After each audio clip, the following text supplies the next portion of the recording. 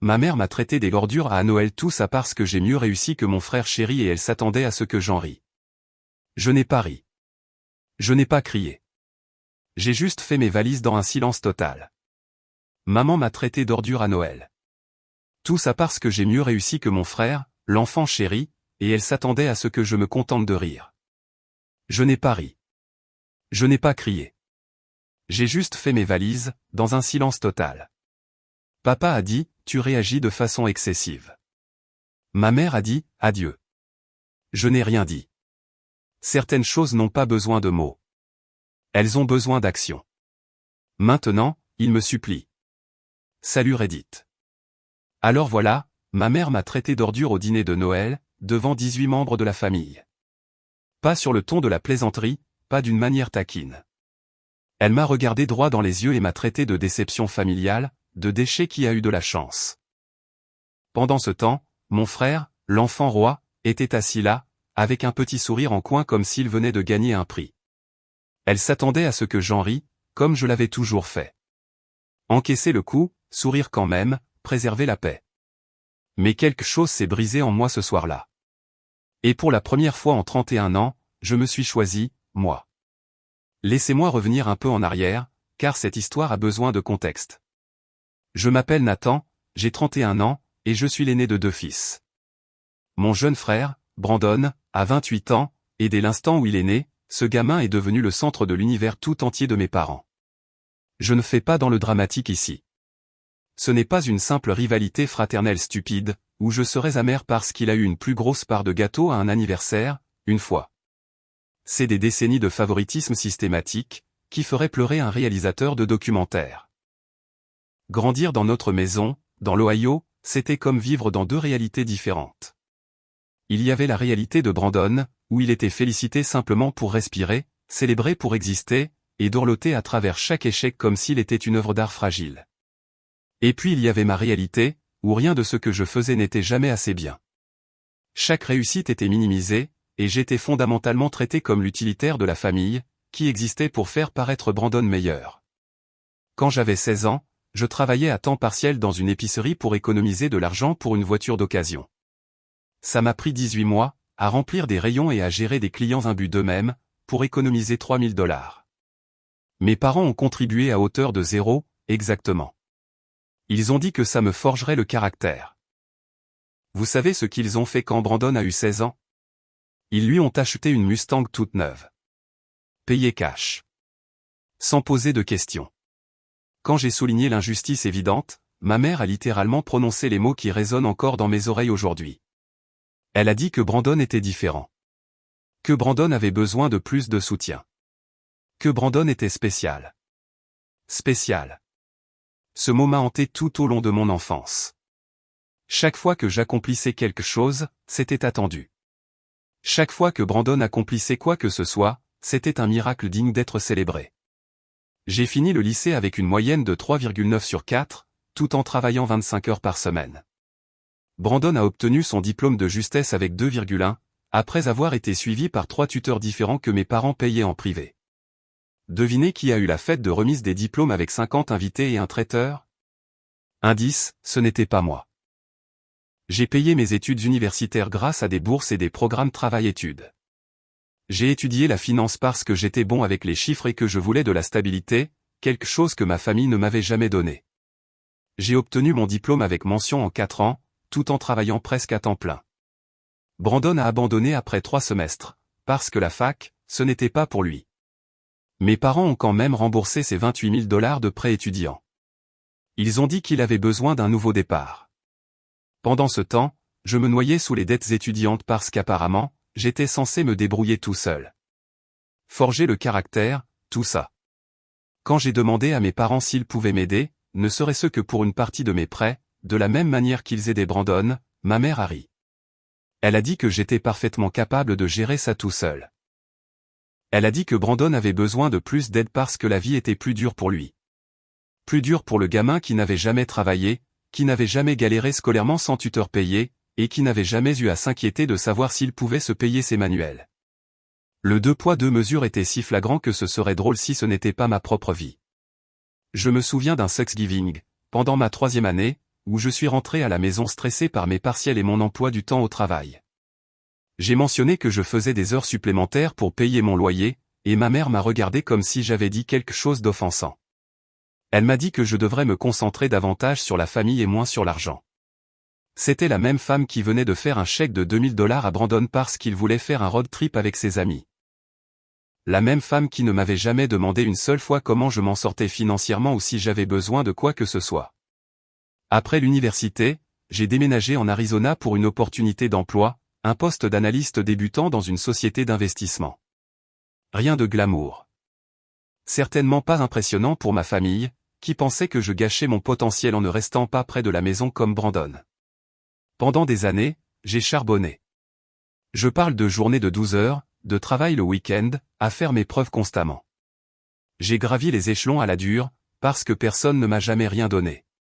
Pendant ce temps, Brandon a enchaîné une série de petits boulots, vente au détail, restauration, un bref passage comme coach personnel qui a duré peut-être 4 mois.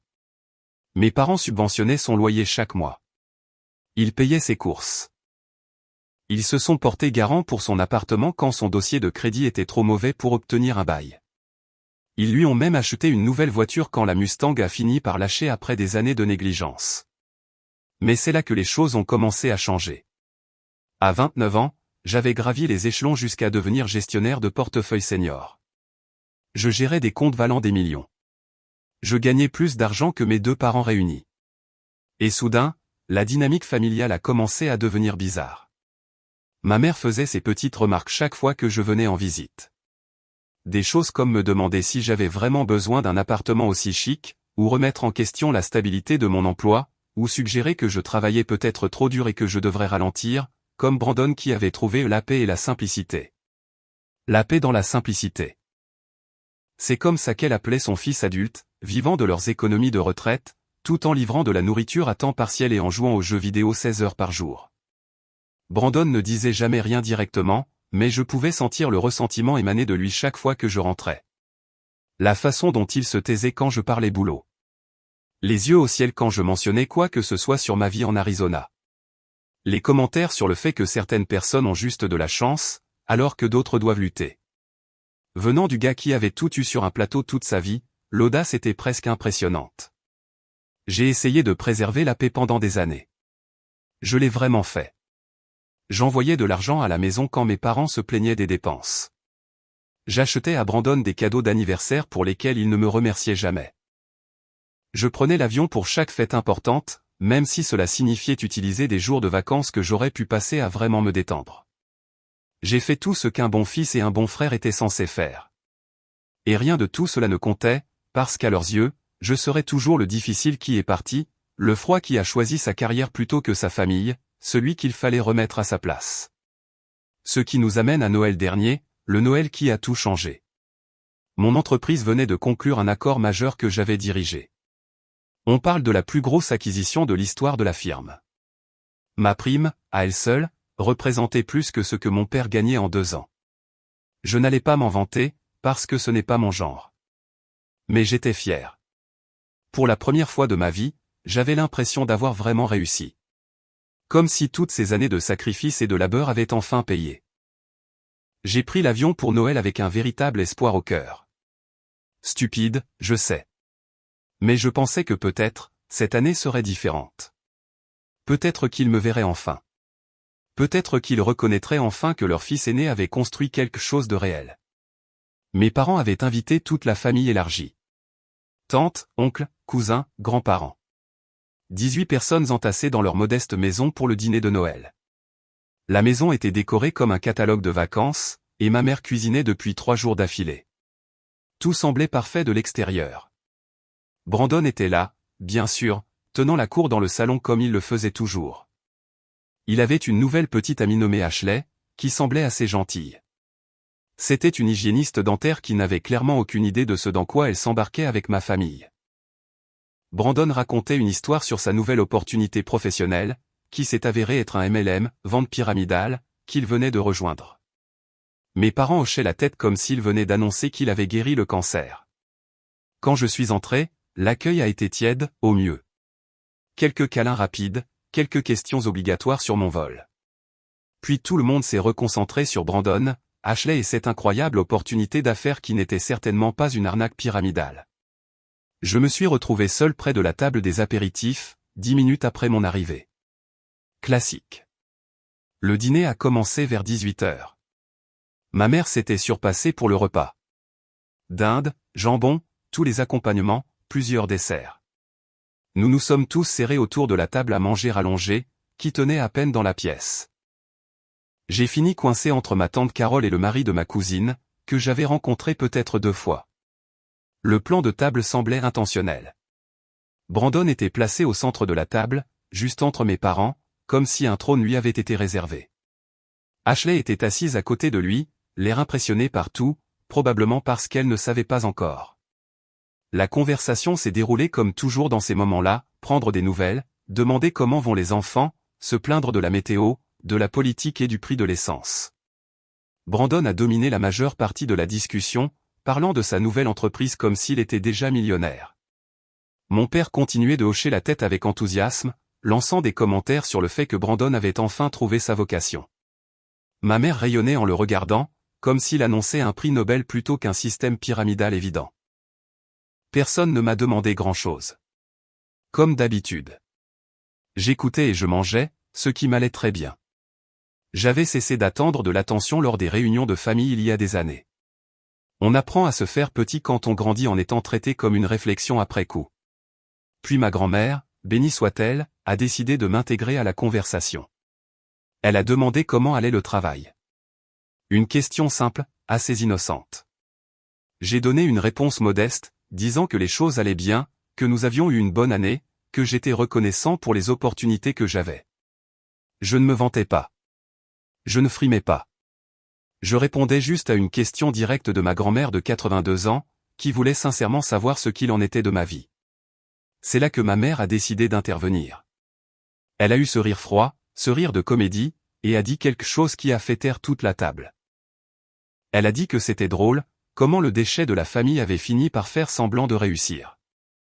Elle a dit que j'avais dû duper beaucoup de gens pour en arriver là, parce que ce n'était certainement pas grâce au talent, ni au travail acharné. Elle a dit que Brandon était celui qui avait du vrai potentiel, et que j'avais juste eu de la chance, parce que j'étais prêt à abandonner ma famille pour de l'argent. 18 personnes. 18 personnes ont entendu ma mère me traiter d'ordure, me traiter de fraudeur, rejeter tout ce que j'avais accompli en le mettant sur le compte de la chance et de la tromperie. Ma grand-mère avait l'air mortifiée. Quelques-uns de mes cousins se sont agités, mal à l'aise sur leur chaise. Mon père fixait son assiette comme si c'était la chose la plus intéressante au monde. Et Brandon. Brandon avait ce petit sourire en coin, ce petit sourire qui disait qu'il avait gagné. Qui disait que peu importe ce que j'accomplirais, je serais toujours en dessous de lui aux yeux de notre mère. Pendant un instant, j'ai ressenti cette envie familière d'apaiser les choses, de rire, de faire une blague d'autodérision qui désamorcerait la tension et permettrait à tout le monde de prétendre que rien ne s'était passé. C'est ce que j'avais fait toute ma vie. Encaisser le coup. Préserver la paix. Protéger le confort des autres aux dépens de ma propre dignité. Mais quelque chose était différent cette fois. Peut-être que c'était les années de manque de respect accumulées. Peut-être que c'était le fait que je venais d'accomplir quelque chose de réellement significatif, et que ce n'était toujours pas suffisant. Peut-être que c'était de voir ce sourire narquois sur le visage de Brandon, une fois de trop. Quoi que ce soit, quelque chose en moi est devenu froid. Pas en colère, pas triste, juste froid. Comme si un interrupteur avait basculé, et que soudain, je pouvais tout voir clairement pour la première fois. Je n'ai rien dit. J'ai juste posé ma fourchette, je me suis levé de table, et je suis monté dans la chambre d'amis où se trouvait mon sac. Je pouvais entendre les murmures confus commencer en bas. Ma mère m'appelait, demandant où j'allais. Sa voix passait déjà à ce ton défensif qu'elle utilisait quand elle savait qu'elle avait franchi une ligne, mais qu'elle n'était pas prête à l'admettre. J'ai fait mon sac méthodiquement. Vêtements, affaires de toilette, le livre que j'avais apporté pour le vol, chargeur. Tout est retourné dans la valise avec des mouvements calmes et délibérés. Pas de précipitation, pas de geste dramatique, juste un homme rassemblant ses affaires. Au moment où je suis redescendu avec mon sac, la moitié de la table s'était levée. Mon père m'a intercepté dans le couloir, son visage affichant un mélange d'embarras et de frustration. Il m'a dit que je réagissais de façon excessive. Il a dit que ma mère ne le pensait pas comme ça. Il a dit que je faisais mon cinéma et que je gâchais Noël pour tout le monde. Je l'ai regardé un long moment. Cet homme qui avait regardé sa femme me démolir pendant 31 ans sans jamais intervenir. Cet homme qui avait financé les échecs de mon frère tout en me laissant galérer seul. Cet homme qui était maintenant en train de me dire que ma réaction, face à une humiliation publique, était le problème. Je n'ai pas argumenté. Je n'ai pas expliqué. Je suis juste passé devant lui, vers la porte d'entrée. Ma mère attendait là, les bras croisés, son expression étant une combinaison bizarre d'indignation et de quelque chose qui aurait pu être de la peur. Elle a dit que si je franchissais cette porte, je faisais un choix. Elle a dit que je montrais à tout le monde qui j'étais vraiment. Elle a dit « au revoir », comme si c'était une menace, comme si elle s'attendait à ce que je m'effondre à l'idée de perdre son approbation. Je me suis arrêté à la porte. Je l'ai regardé. J'ai regardé Brandon debout derrière elle, avec ce sourire narquois permanent. J'ai regardé mon père qui secouait déjà la tête, comme si j'étais la déception. J'ai regardé les membres de la famille rassemblés dans le salon, observant la scène comme si c'était de la télé-réalité. Et je n'ai rien dit, parce que certaines choses n'ont pas besoin de mots. Elles ont besoin d'action.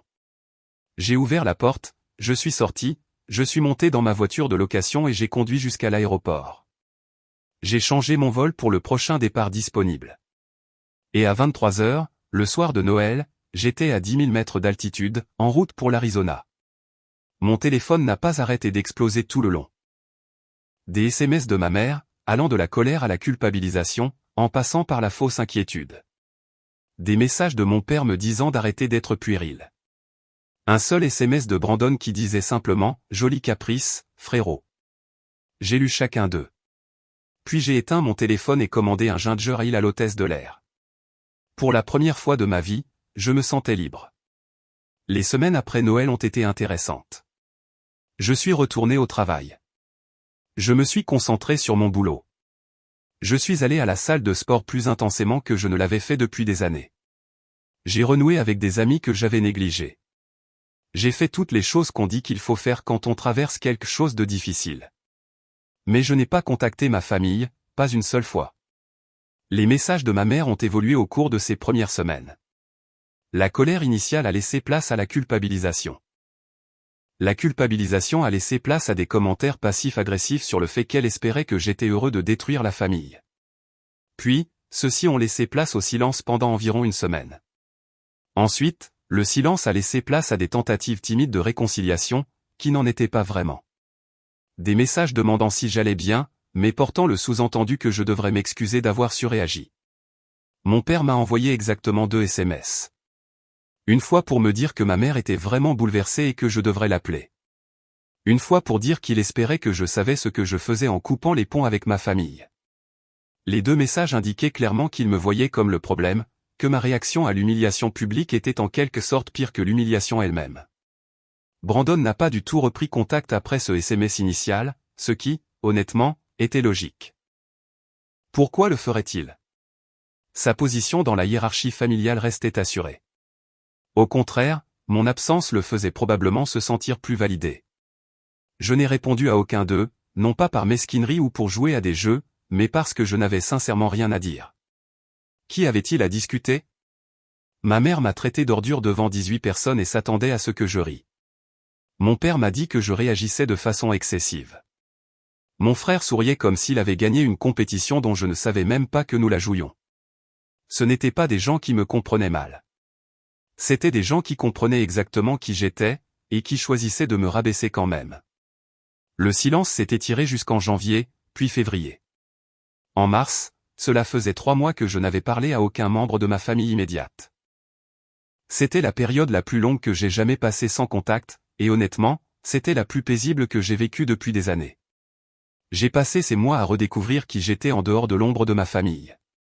Il s'avère que je m'aimais bien, quand je n'étais pas constamment comparé à Brandon ou qu'on ne me faisait pas sentir comme un étranger dans ma propre famille. J'ai repris des passe-temps que j'avais abandonnés il y a des années, j'ai recommencé à lire pour le plaisir, je me suis mis à la randonnée parce que l'Arizona a des sentiers incroyables, et j'avais enfin l'énergie mentale pour en profiter. J'ai même commencé à cuisiner davantage, quelque chose que j'avais toujours voulu faire mais pour lequel je n'avais jamais eu le temps. Quand chaque once de mon énergie allait au travail et à la gestion du stress familial, la paix a été transformatrice. Je dormais mieux. Je riais plus. Je n'avais plus cette boule constante au ventre, que je portais depuis si longtemps que j'avais oublié ce que ça faisait de ne pas l'avoir. J'ai réalisé à quel point j'avais passé ma vie en mode survie. Toujours à me préparer à la prochaine critique, à la prochaine comparaison, au prochain rappel que je ne serais jamais à la hauteur, peu importe ce que j'accomplissais. Ma famille élargie a commencé à prendre contact vers février. Ma grand-mère m'a appelé pour prendre de mes nouvelles, et j'ai répondu parce qu'elle n'avait jamais fait partie du problème. Elle m'a dit qu'elle était fière de moi, qu'elle comprenait pourquoi j'étais parti, et qu'elle avait passé un savon à ma mère après mon départ. Apparemment, la moitié de la famille pensait que ma mère avait franchi la ligne. L'autre moitié pensait que je devrais juste passer à autre chose. Les dynamiques familiales sont amusantes comme ça. Ma tante Carole, celle à côté de qui j'étais assis au dîner, m'a envoyé un long email s'excusant de n'avoir rien dit sur le moment. Elle a dit qu'elle était tellement choquée par ce que ma mère avait dit qu'elle s'était figée. Elle a dit qu'elle avait toujours vu à quel point j'étais traité différemment, et qu'elle regrettait de ne jamais avoir parlé. Ça comptait d'entendre ça, de savoir qu'au moins certaines personnes avaient remarqué. Mais les personnes qui avaient vraiment besoin de me contacter. Ma mère, mon père, Brandon. Silence radio qui signifiait vraiment quelque chose. Pas le silence de la réflexion ou du remords. Le silence de l'attente, attendre que je cligne des yeux le premier. Attendre que je cède et que je revienne en rampant, comme je l'avais toujours fait auparavant. Le travail a continué à bien se passer. En fait, ça allait mieux que bien. Sans la charge émotionnelle de gérer le dysfonctionnement de ma famille, j'avais plus d'énergie pour me concentrer, plus de clarté, plus de dynamisme. J'ai été promu à nouveau en avril au poste de vice-président de notre division régionale. J'avais 31 ans, je dirigeais une équipe de 40 personnes, je gérais des portefeuilles valant des centaines de millions. J'ai acheté une maison en mai. Rien de fou, mais sympa. 3 chambres, une piscine, dans un bon quartier avec une vraie vie communautaire. J'ai adopté un chien au refuge, un croisé berger allemand de 2 ans nommé Duc, qui est devenu mon meilleur ami presque du jour au lendemain. J'ai commencé à sortir avec quelqu'un que j'ai rencontré par l'intermédiaire d'un ami commun. Elle s'appelait Rebecca, c'était une architecte qui n'avait aucune patience pour les drames familiaux, car elle avait coupé les ponts avec ses propres parents toxiques des années auparavant. Nous nous comprenions d'une manière qui semblait rare. La vie, faute d'un meilleur mot, était belle. Vraiment belle. Pas le bien de façade que je présentais aux membres de la famille qui s'en fichaient de toute façon. Sincèrement, authentiquement belle. Et puis juin est arrivé. J'ai appris par ma grand-mère que le MLM de Brandon avait implosé. Choquant, je sais. Il s'est avéré que l'opportunité commerciale était en fait un système prédateur, qui s'est effondré lorsque les régulateurs fédéraux s'en sont mêlés. Brandon avait non seulement perdu tout l'argent qu'il avait investi, mais il avait aussi convaincu plusieurs amis de la famille de le rejoindre, ce qui a conduit plusieurs personnes à menacer de le poursuivre en justice. Mais ce n'était pas la meilleure partie. Brandon avait apparemment vécu bien au-dessus de ses moyens pendant des mois, s'attendant à ce que l'argent du MLM finisse par couler à flot. Carte de crédit au maximum, loyer impayé, prêt contracté sur pratiquement tout ce qu'il pouvait hypothéquer. Quand tout s'est effondré, il s'est retrouvé avec rien, moins que rien. Il était endetté à hauteur d'environ 60 000 $, sans réelle perspective d'emploi et avec une réputation dans notre ville natale de type qui a arnaqué les gens dans un système pyramidal. Mes parents, qui finançaient son train de vie depuis des années, ont soudainement été confrontés à un choix. Le renflouer à nouveau et drainer ce qui restait de leurs économies de retraite, ou le laisser faire face aux conséquences de ses propres décisions pour la première fois de sa vie. Ils ont essayé de le renflouer. Bien sûr qu'ils l'ont fait, mais le trou était trop profond cette fois. Ils ont remboursé certains des créanciers les plus menaçants, ont couvert son loyer pendant quelques mois, puis se sont heurtés à un mur. Mon père a été contraint de sortir de sa retraite et de prendre un emploi à temps partiel dans une quincaillerie. Ma mère a commencé à faire de la comptabilité à domicile pour des entreprises locales. À leur âge, ils trimaient juste pour maintenir Brandon à flot. Pendant ce temps, Brandon est retourné vivre chez eux parce qu'il ne pouvait pas se permettre de vivre seul. L'enfant roi, âgé de près de 30 ans, était de retour dans sa chambre d'enfance, avec ses parents travaillant pour soutenir ses échecs. J'ai entendu tout cela de seconde main, par ma grand-mère, par tante Carole, par les rumeurs familiales qui, d'une manière ou d'une autre, me tenait au courant même si je n'avais pas parlé à mes parents depuis 6 mois. Je ne vais pas prétendre que je n'ai pas ressenti une certaine satisfaction en entendant parler de la chute de Brandon. Je suis humain. Après 3 décennies à le regarder échouer vers le haut alors que je me battais pour chaque centimètre, il y avait une certaine justice poétique à voir la réalité le rattraper enfin. Mais je n'ai pas non plus ressenti le besoin de jubiler. Je n'ai pas cherché à dire « je vous l'avais bien dit ». Je ne me suis pas immiscé dans leur crise. J'ai juste continué à vivre ma vie, à construire ma carrière, à passer du temps avec Rebecca et Duke, à profiter de la paix que je m'étais battu si dur pour trouver. Puis les messages ont commencé. Ma mère a pris contact la première, non pas avec des excuses, non pas avec une quelconque reconnaissance de ce qu'elle avait dit à Noël, mais avec une demande. Elle voulait savoir si je pouvais les aider financièrement, juste temporairement, juste le temps qu'ils se remettent sur pied. Elle a dit que la famille est de la famille. Elle a dit qu'elle savait que les choses avaient été difficiles entre nous, mais que je ne les abandonnerais sûrement pas quand ils avaient le plus besoin de moi. L'audace était presque impressionnante. Cette femme m'avait traité d'ordure 6 mois auparavant, ne s'était jamais excusée, n'avait jamais reconnu avoir fait quoi que ce soit de mal, et maintenant elle me demandait de l'argent parce que les échecs de son enfant chéri avaient fini par rattraper tout le monde. Je n'ai pas répondu. Une semaine plus tard, mon père a pris contact avec essentiellement la même demande, enveloppée dans un langage légèrement différent. Il a parlé de la difficulté de la situation, du fait qu'il ne s'attendait jamais à se retrouver dans cette situation, de la façon dont la famille était censée rester unie contre vent et marée. Il a mentionné mon succès à plusieurs reprises, soulignant à quel point ils étaient fiers de ce que j'avais accompli. C'est drôle comme cette fierté ne se manifestait que lorsqu'ils avaient besoin de quelque chose de ma part. Je n'ai pas répondu à ça non plus. Ensuite, Brandon a pris contact. Celui-là m'a vraiment surpris. Son message était plus court que les tentatives de nos parents, moins suppliant, plus arrogant. Il a dit qu'il savait que nous avions nos différences, mais que j'étais toujours son frère. Il a dit qu'il traversait une mauvaise passe et qu'il aurait bien besoin d'un peu de soutien. Il a dit qu'il me rembourserait une fois qu'il se serait remis sur pied. Il a même ajouté un commentaire sur le fait que j'avais toujours été l'intelligent, et qu'il essayait juste d'apprendre de mon succès. J'ai lu ce message 3 fois, cherchant le moindre soupçon de remords sincère, la moindre reconnaissance des années de mauvais traitement, le moindre signe qu'il comprenait pourquoi j'étais parti. Il n'y avait rien, juste un enfant gâté s'attendant à ce que l'univers subvienne à ses besoins une fois de plus. Cette fois, par l'intermédiaire du frère qu'il avait passé 30 ans à mépriser. Je n'ai pas répondu à celui-là non plus. En août, le silence radio de ma part rendait ma famille folle. Je le sais parce que ma grand-mère me l'a dit, et parce que les messages avaient évolué, des demandes aux exigences, puis à la culpabilisation pure et simple. Ma mère m'a envoyé un message me traitant d'égoïste, disant qu'elle n'arrivait pas à croire qu'elle avait élevé quelqu'un d'aussi sans cœur, disant que j'abandonnais ma famille à l'heure où elle avait besoin d'aide, alors qu'ils avaient toujours été là pour moi. Cette dernière partie m'a presque fait rire aux éclats. Toujours été là pour moi? Dans quelle réalité alternative? Mon père a essayé une approche différente. Il m'a envoyé un long message disant qu'il était déçu de l'homme que j'étais devenu, que le succès m'avait changé, qu'il se souvenait de l'époque où j'étais un petit garçon qui se souciait de la famille par-dessus tout. Il a dit qu'il espérait que je retrouverais le chemin vers qui j'étais vraiment, avant qu'il ne soit trop tard. Les messages de Brandon sont devenus plus agressifs. Il m'a traité de vendu. Il a dit que je pensais être meilleur que tout le monde. Il a dit que j'avais toujours été jaloux de lui et que c'était ma façon de me venger enfin. La projection était presque trop parfaite. À travers tout cela, j'ai gardé le silence. Non pas parce que je jouais à un jeu, non pas parce que j'essayais de manipuler qui que ce soit, mais parce que j'étais sincèrement passé à autre chose. Leur chaos n'était pas ma responsabilité. Leurs problèmes financiers n'étaient pas mon souci.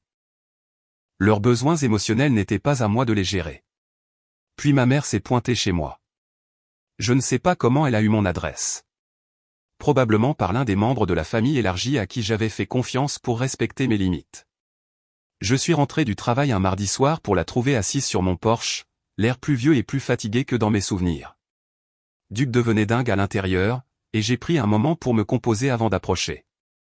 C'était la première fois que je la voyais face à face depuis Noël. Près de 8 mois de silence, et la voilà, sans invitation, sur le pas de ma porte. Elle s'est levée quand elle m'a vu arriver. Il y avait des larmes dans ses yeux. Elle a commencé à parler avant même que j'atteigne le porche. Des mots qui se bousculaient, disant à quel point elle était désolée. Qu'elle ne pensait pas ce qu'elle avait dit à Noël. Qu'elle était juste stressée et qu'elle s'en était prise à moi. Qu'elle m'avait toujours aimé, même si elle ne le montrait pas bien. Je l'ai laissé parler. Je suis resté là, dans ma propre allée, clé en main, et je l'ai laissé tout sortir. Les excuses, les prétextes, les justifications, les larmes, les supplications. Elle a parlé de la difficulté des choses depuis mon départ.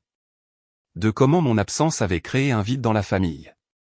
De comment elle restait éveillée la nuit à se demander où elle avait merdé.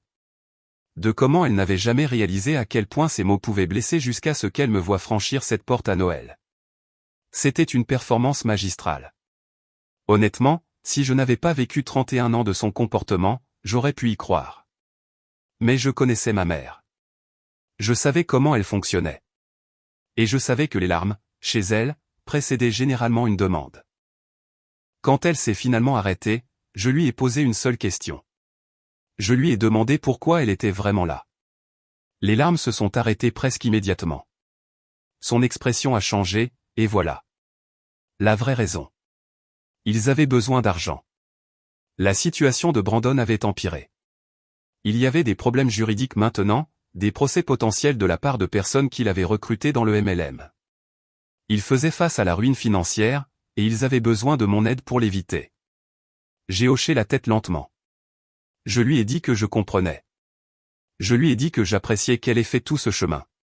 Puis je lui ai dit non. Pas avec colère, pas par vengeance, juste honnêtement. J'ai dit que je n'allais pas renflouer Brandon, ni financer un mode de vie qu'il ne pouvait pas se permettre. J'ai dit que s'ils avaient besoin de conseils financiers, je pouvais leur recommander des professionnels qui pourraient les aider à restructurer leurs dettes. Mais je n'allais pas faire un chèque pour faire disparaître leurs problèmes. Elle a essayé d'argumenter, de supplier, de culpabiliser. Elle a évoqué tout ce à quoi elle pouvait penser. Comment elle m'avait porté pendant 9 mois. Comment elle s'était sacrifiée pour moi quand j'étais jeune. Comment la famille était censée signifier quelque chose. Je lui ai demandé ce que signifiait la famille quand elle m'avait traité d'ordure devant tout le monde. Ce que signifiait la famille quand elle avait passé 30 ans à favoriser Brandon, alors que je devais tout gagner par moi-même. Ce que signifiait la famille quand elle n'avait jamais reconnu mes accomplissements, sauf si elle avait besoin de quelque chose de ma part. Elle n'avait pas de réponse, juste plus de larmes, plus de dérobades, plus de tentatives pour me faire sentir coupable d'avoir des limites. Je lui ai dit qu'elle était la bienvenue pour rester dans un hôtel en ville, si elle avait besoin de repos avant de repartir. J'ai proposé de payer une nuit, par courtoisie, mais j'ai été clair, elle ne restait pas chez moi, et aucune arrivée à l'improviste n'allait changer ma décision. Elle est partie sans accepter mon offre d'hôtel. J'ai regardé sa voiture de location disparaître au bout de ma rue et je n'ai rien ressenti. Pas de culpabilité, pas de tristesse, pas de doute, juste la certitude calme que j'avais fait le bon choix. Les mois qui ont suivi la visite de ma mère ont été intéressants. Le fossé familial est devenu permanent. Ceux qui soutenaient ma décision ont maintenu leur relation avec moi. Ceux qui pensaient que j'étais cruel ont progressivement cessé de me contacter. Et honnêtement, les deux résultats me convenaient très bien. Mes parents ont continué à lutter. Ils ont vendu leur maison et ont emménagé dans un appartement plus petit. Le travail à temps partiel de mon père est devenu un temps plein. Le travail de comptabilité de ma mère s'est développé. Ils faisaient face, pour la première fois de leur vie, à de véritables conséquences financières. Brandon a erré pendant un moment, squattant le canapé d'amis, faisant de brefs passages dans divers emplois. Ashley l'avait largué vers le mois de juillet, quand il est devenu clair que son opportunité commerciale était en fait un désastre financier.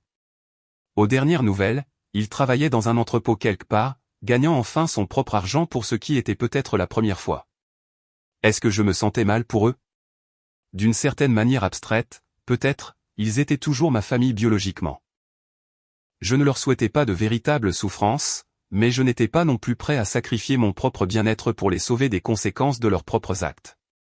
Rebecca et moi nous sommes fiancés en novembre. Duke était le porteur d'alliance à notre fête de fiançailles, ce qui était exactement aussi adorable que ça en a l'air. Nous avons acheté une plus grande maison ensemble. On a commencé à parler d'enfants, on a construit une vie qui semblait véritablement épanouissante, d'une manière que je n'avais jamais connue en grandissant. La fête de fiançailles était parfaite. Juste 30 personnes qui tenaient vraiment à nous. des amis du travail, la famille de Rebecca qui m'a accueilli comme son propre fils, quelques-uns de mes cousins qui m'avaient contacté après Noël. Pas de drame, pas d'intention cachée, personne essayant de rabaisser qui que ce soit. Juste une véritable célébration de deux personnes qui s'étaient trouvées. Les parents de Rebecca sont venus de l'Oregon pour l'occasion. Son père m'a pris à part à un moment donné et m'a dit qu'il était heureux que sa fille ait trouvé quelqu'un qui comprenait l'importance des limites. Il était au courant de ma situation parce que Rebecca leur avait dit, et au lieu de me juger pour avoir coupé les ponts avec ma famille, il me respectait pour cela. C'était la première fois que je ressentais ce que pouvaient être des beaux-parents solidaires. Le contraste avec ma propre famille était frappant.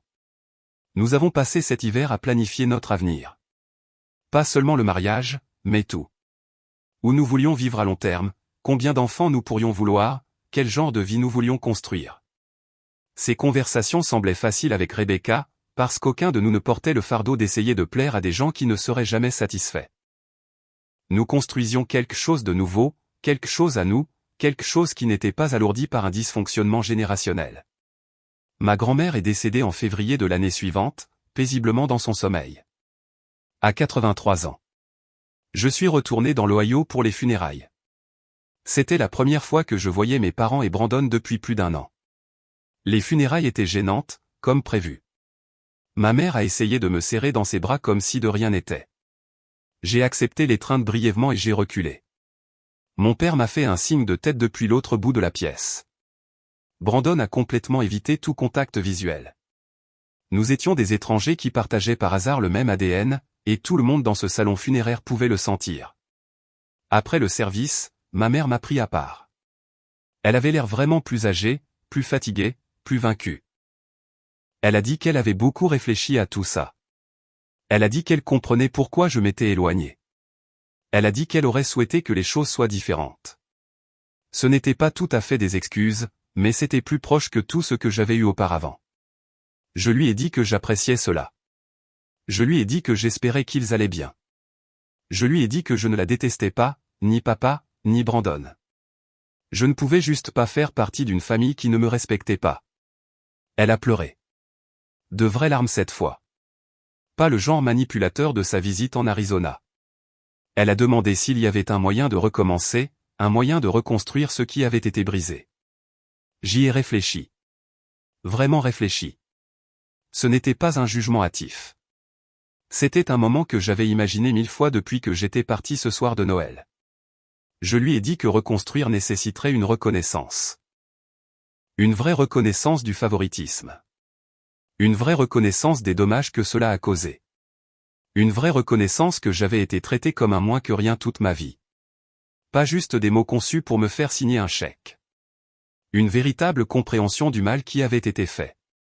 Je lui ai dit que si elle et papa voulaient un jour faire le travail de reconstruire sincèrement notre relation, j'y serais ouvert. Mais que ce travail devait venir d'eux. Je n'allais pas les coacher, ni accepter des demi-mesures, ni prétendre que tout allait bien pour le bien de l'harmonie familiale. Elle a hoché la tête. Elle a dit qu'elle comprenait. Elle a dit qu'elle en parlerait à mon père. C'était il y a 14 mois. J'ai reçu une lettre de ma mère le mois dernier. Une vraie lettre manuscrite, ce qu'elle faisait quand j'étais à l'université avant que la relation ne se détériore. Elle faisait 6 pages. Elle a passé en revue des souvenirs précis de mon enfance. La fois où ils ont oublié mon 15e anniversaire parce que Brandon avait un tournoi de football. La fois où ils ont raté ma cérémonie de remise de diplômes universitaires parce que Brandon avait un rhume. La façon dont ils présentaient toujours Brandon en premier lors des événements familiaux, parlait toujours plus de lui. Me faisait toujours me sentir invisible. Elle a reconnu tout cela. Chaque exemple que j'avais mentionné aux funérailles, et une douzaine d'autres que j'avais oubliés. Mon père a ajouté une page à la fin, plus courte, plus pratique, mais il a admis qu'il m'avait laissé tomber en ne me défendant jamais quand il aurait dû. Il n'y avait aucune demande d'argent nulle part dans cette lettre. Aucune demande de quoi que ce soit, juste 2 personnes assumant enfin 30 ans d'erreur. J'ai appelé ma mère le lendemain, pour la première fois en près de 2 ans. Nous avons parlé pendant près de 3 heures. Elle a pleuré. Pas moi. Je lui ai dit exactement ce que j'avais ressenti pendant ces années. Elle a écouté sans chercher d'excuses. C'était nouveau. 2 semaines plus tard, ils ont pris l'avion pour l'Arizona. Je suis allé les chercher à l'aéroport. Ma mère m'a serré dans ses bras et ne m'a pas lâché pendant une bonne minute. Mon père m'a serré la main, puis m'a tiré dans une étreinte, lui aussi. C'était la première fois qu'il faisait ça depuis que j'avais peut-être 12 ans. Ils sont restés 5 jours. Ils ont rencontré Rebecca correctement. Ils sont tombés amoureux de Duke immédiatement. Mon père a passé un après-midi entier à lancer une balle de tennis dans le jardin pendant que Duke courait jusqu'à l'épuisement. Ma mère a aidé Rebecca à choisir les couleurs de peinture pour la chambre du bébé. Des trucs de famille normaux, le genre de choses que je ne pensais jamais avoir avec eux. Lors de leur dernière soirée, nous nous sommes assis sur le patio après le dîner. Mon père s'est raclé la gorge, et a dit qu'il avait quelque chose à me dire. Il a dit qu'ils avaient officiellement coupé les vivres à Brandon, complètement. Plus d'argent, plus de renflouement, plus de paiement de son loyer ou de ses erreurs. Il a dit qu'ils auraient dû le faire il y a 20 ans, mais qu'ils avaient trop peur qu'ils ne puissent pas le supporter. Il a dit que me voir partir ce soir de Noël leur avait fait réaliser qu'il protégeait le mauvais fils. Ma mère a ajouté que Brandon ne l'avait pas bien pris. Il les a traités de tous les noms, les a accusés de me choisir plutôt que lui, a menacé de ne plus jamais leur parler. Ils l'ont laissé faire. Ils ont dit que s'ils voulaient revenir dans leur vie, ils devraient le faire selon ses conditions, en tant qu'adultes, sans attendre de charité. Aux dernières nouvelles, Brandon travaillait toujours dans cet entrepôt, vivait toujours avec un ami dans un appartement exigu, toujours amer, blâmant toujours tout le monde sauf lui-même. Ashley l'a largué il y a 8 mois quand l'argent s'est tari. Il a essayé de me contacter une fois il y a environ 3 mois. Il a demandé si je pouvais lui prêter $5000 pour lancer une nouvelle entreprise. Je n'ai pas répondu. Rebecca et moi nous sommes mariés en avril. Petite cérémonie, 50 personnes. Mes parents étaient là, assis au premier rang. Ma mère a pleuré pendant toute la cérémonie. Mon père est venu me voir après et m'a dit qu'il était fier de moi. C'était la première fois qu'il me disait ces mots en face. Duke était le porteur d'alliance. Smoking sur mesure. Il a volé la vedette. Rebecca a encore environ 200 photos de lui sur son téléphone, rien que de ce jour-là. Si vous avez aimé cette vidéo, appuyez sur le bouton s'abonner. Cela aide vraiment la chaîne et nous aide à vous apporter plus d'histoires, et de meilleures histoires. Merci.